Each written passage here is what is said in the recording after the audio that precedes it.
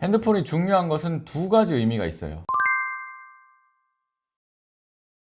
안녕하세요. 형사전문 변호사 서범석 변호사입니다. 오늘은 우리 형사사건에서 이 핸드폰이 얼마나 중요하냐 이거에 대해서 한번 말씀드려 보려고 합니다. 핸드폰이 중요한 것은 두 가지 의미가 있어요. 첫 번째는 모두들 예상하시는 것처럼 핸드폰으로 통화하는 거 다 녹음하고 이게 증거 자료로 되죠. 통화 기록, 문자 메시지, 카카오톡, 갤러리 이런 것들이 증거 자료가 되는 것 때문에 핸드폰이 중요하다고 생각합니다. 두 번째, 이 핸드폰이 형사법에서 흉기 기타 위험한 물건이 될 수 있습니다. 흉기 기타 위험한 물건이 되면 어떤 의미가 있냐? 형법 257조의 상해죄 법정형은 7년 이하의 징역, 10년 이하의 자격정지 또는 1천만 원 이하의 벌금입니다. 우리가 초범이고 합의가 되면은 이런 법정형에서 보통 벌금형을 예상합니다. 그리고 정말 잘 풀리면은 기소유예도 될 수 있겠죠. 벌금형도 형사처벌이기 때문에 받아서는 안 되는 거고, 그런 상황을 일으킨 거는 반성해야 될 일이지만 우리가 벌금형 받은 것으로는 사회생활 하는데 크게 영향이 없다고 생각하는 사람들이 있습니다. 그런데 이 핸드폰을 이용해서 사람을 때렸어요. 예를 들면 핸드폰으로 뭐 팔이나 이런 데를 가격을 합니다.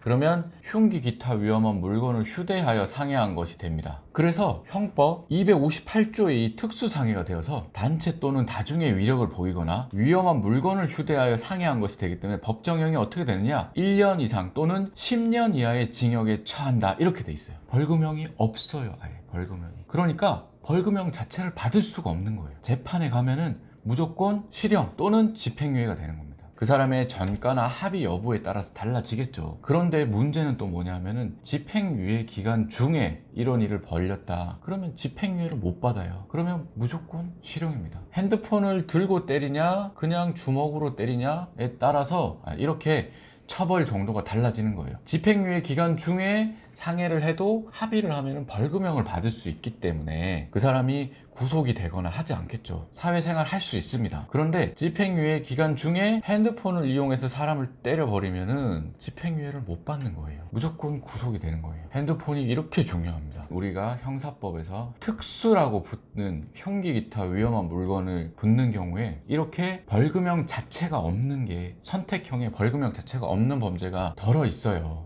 특수폭행은 벌금형 규정이 있어요. 폭행과 특수폭행 차이는 아시겠죠? 흉기 기타 위험한 물건을 휴대해서 폭행을 해버리는, 특수폭행은 벌금형이 있어요. 우리가 흔히 보복운전이라고 하는 특수협박도 벌금형 규정이 있습니다. 특수주거침입은 벌금형 규정이 없어요. 단순 주거침입은 3년 이하의 징역 또는 500만 원 이하 벌금인데, 특수 주거침입을 하면은 단체 또는 다중의 위력을 보이거나 위험한 물건을 휴대하여 주거침입을 하면 5년 이하의 징역에 처하도록 되어 있습니다. 아예 벌금형 자체가 없는 거예요. 그러니까 주거침입하는데 위험한 물건 휴대해서 하면은 어떻게 되는 거예요? 벌금형 못 받습니다. 자기 집행유예 기간 중인데 위험한 물건 휴대해서 상해하거나 주거침입해버리면은 큰일 납니다. 아무 생각 없이 그런 거 하면 큰일 납니다. 그러면 위험한 물건이 뭐냐? 위험한 물건은 사람의 생명, 신체에 해를 줄 수 있을 만한 것들, 이렇게 보통 얘기를 하는데, 예를 들면은 자동차, 보복운전할 때 자동차 맞죠? 칼, 강목,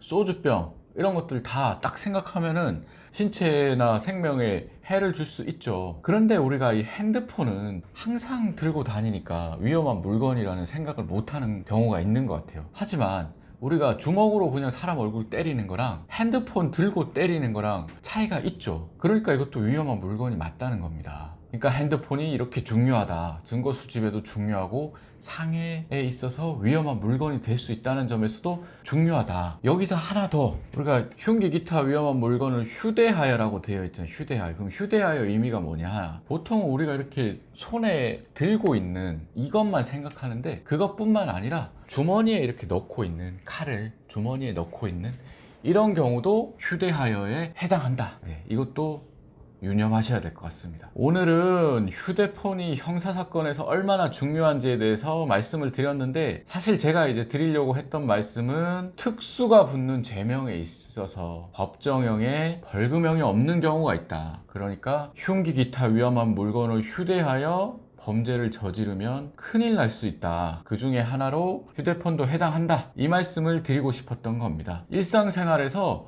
꼭 전과가 많은 흉악범들 이런 사람들이 아니라도 특수에 걸려드는 경우들이 종종 있어요. 그러니까 이런 게 있을 수 있구나 하는 것을 유념하셨으면 좋겠습니다. 감사합니다.